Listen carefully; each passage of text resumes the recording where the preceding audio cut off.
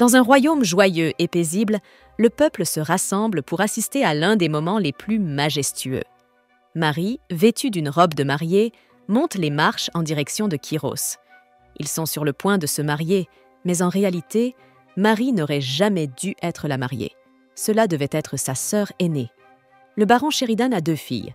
L'aînée, Anastasia, est joyeuse, sociable et possède de longs cheveux dorés. Elle ressemble à une véritable princesse. En revanche, Marie, la cadette, n'a rien en commun avec sa sœur. Elle est grande, souvent sale, et se comporte davantage comme un garçon.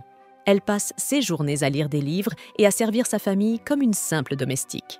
Chaque matin, Marie se réveille dans une petite cabane sombre où elle vit seule. Un endroit bien peu convenable pour une jeune demoiselle.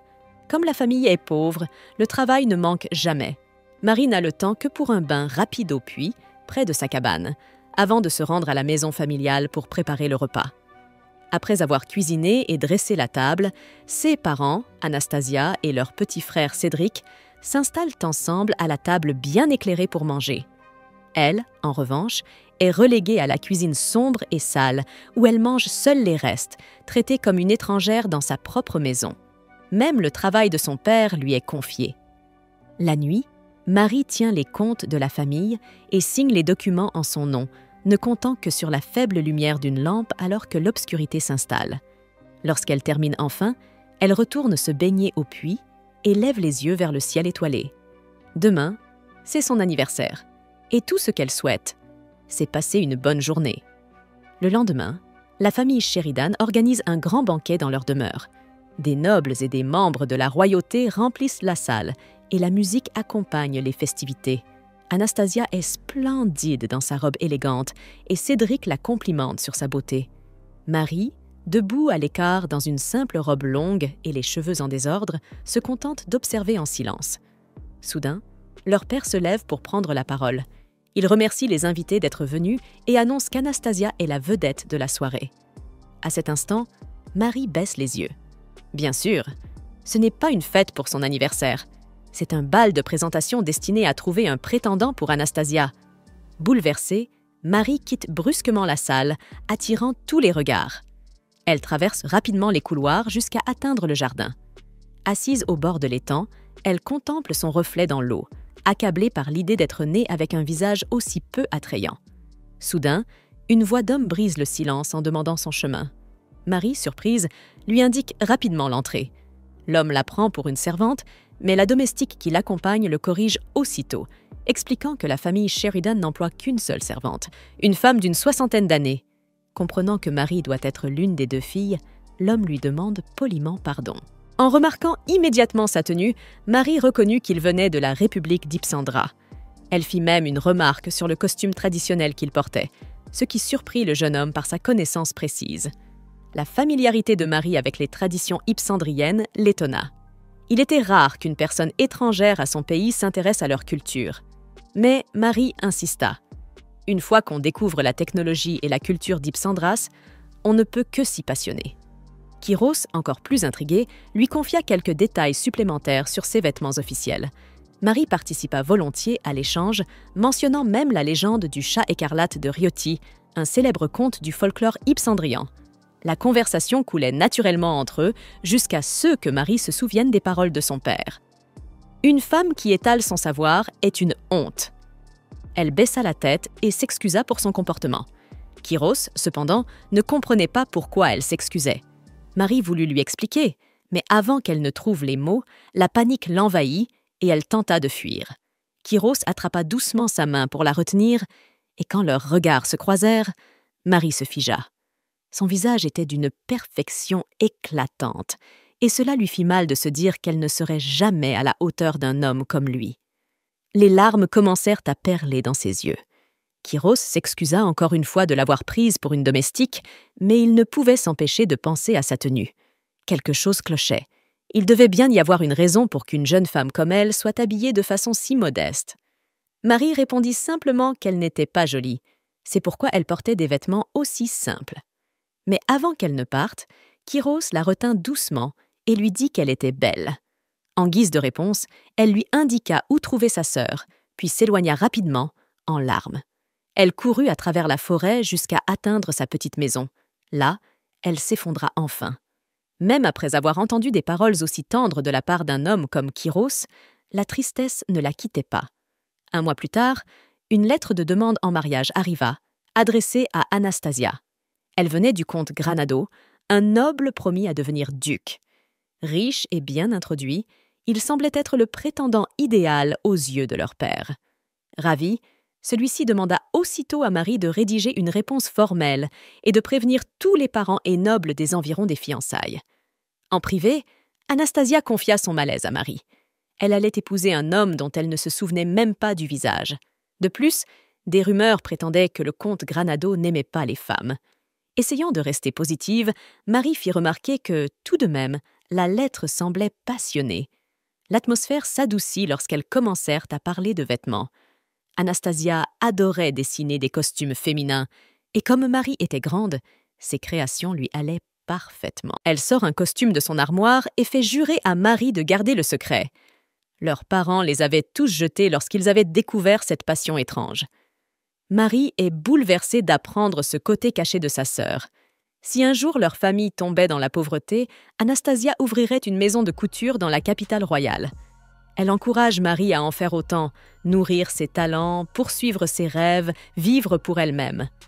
Marie aime profondément sa sœur, et Anastasia l'aime tout autant.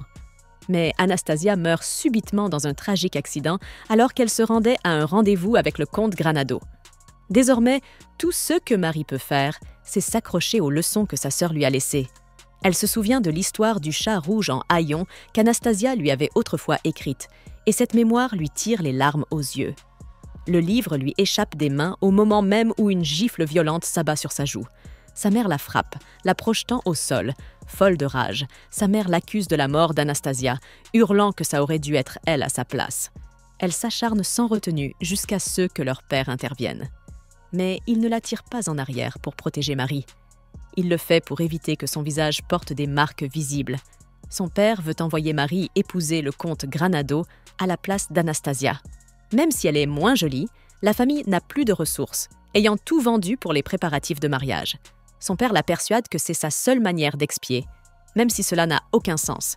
Elle n'a commis aucun crime, et pourtant, elle a toujours eu l'impression que le simple fait d'exister était déjà une erreur. Marie voyage avec son père pour rencontrer le comte, et dans la calèche, il lui rappelle tout ce qu'elle doit faire, l'insultant au passage. Marie acquiesce à tout en silence. Elle tente de feindre un sourire, mais même cela, son père le tourne en dérision. À leur arrivée au château, le garde leur refuse l'entrée malgré la lettre envoyée. Une servante intervient, expliquant que la lettre n'est arrivée que ce matin-là, rendant la situation délicate. Grégor, le père de Marie, entre dans une colère noire et s'apprête à attaquer la servante. Mais celle-ci, bien entraînée, le plaque au sol d'un seul mouvement et lui ordonne de partir. À ce moment, Marie sort de la calèche et découvre la scène. Elle s'incline aussitôt, demandant pardon. Mais en baissant la tête, le voile qui couvrait son visage glisse. La servante la reconnaît immédiatement, c'est Lady Marie. Elle ordonne alors à Thomas, le garde, d'envoyer un message au comte. Se présentant sous le nom de Mio, la servante conduit Marie à l'intérieur. En apprenant que la sœur cadette d'Anastasia a été envoyée à sa place, le comte entre dans une colère noire et exige d'abord que Marie soit renvoyée immédiatement. Mais dès qu'il voit son visage et la reconnaît, son attitude change du tout au tout. Marie reste figée de stupeur en découvrant que l'homme qu'elle avait rencontré au banquet n'est autre que le comte Chiros Granado. Chiros, tout aussi bouleversé, la fixe longuement. Grégor s'avance pour expliquer la mort d'Anastasia. Bien que Chiros semble peiné, son regard ne quitte plus Marie. Lorsque Grégor tente de la dénigrer, Chiros lui lance un regard glacial, le réduisant aussitôt au silence. D'un ton soudainement apaisé, il déclare que Marie restera au palais pour la nuit. Sans attendre, Mio s'empresse de lui préparer une chambre. Marie est alors laissée seule pour savourer un repas, tandis que Mio veille sur elle. Curieuse de savoir ce qu'est devenu son père, elle apprend qu'il est actuellement en réunion avec Chiros. Pendant qu'elle discute, Mio prépare du thé, que Marie reconnaît immédiatement comme un mélange traditionnel d'Ipsandros. Elle en nomme même les épices exactes, ce qui impressionne grandement Mio. Dès la première gorgée, Marie est saisie par la richesse des saveurs, au point que Mio en est ému par sa sincère appréciation. Mais leur conversation tranquille est bientôt interrompue par des coups frappés à la porte. Kyros vient d'arriver. Marie se précipite vers lui et s'incline aussitôt pour s'excuser du comportement de son père. Lorsqu'elle lui demande où il se trouve, Kyros lui explique qu'il est déjà reparti, emportant avec lui les cadeaux de fiançailles qu'il prévoit de déposer sur la tombe d'Anastasia. Marie s'apprête à se retirer, mais Kyros la retient doucement. Il lui demande si elle est maltraitée chez elle. La question la surprend. Ses parents ne lui ont jamais montré d'affection, mais elle ne considère pas cela comme de la maltraitance. À ses yeux, leur dureté est simplement une forme d'entraînement. Ils veulent qu'elle apprenne à survivre. Mais pour Kyros, cette explication n'a aucun sens. Il se souvient du banquet, du vêtement sombre qu'elle portait, typiquement réservé aux veuves ou aux religieuses, le jour même de son anniversaire. Cela ne fait que renforcer ses soupçons. Marie est bel et bien maltraitée. Elle n'avait jamais eu l'intention de devenir religieuse, ni de repousser les hommes. Quand Kyros lui demande si elle est malheureuse dans sa famille, Marie reste sans voix. Il est vrai que la vie qu'elle mène est loin de ce qu'elle souhaiterait, mais elle n'a jamais songé à fuir. Elle croit simplement qu'elle n'est pas assez jolie pour mériter mieux. Sur ce, Kyros donne un ordre à Mio. Emmenez Marie. Marie pense d'abord qu'il veut la renvoyer à cause de son apparence.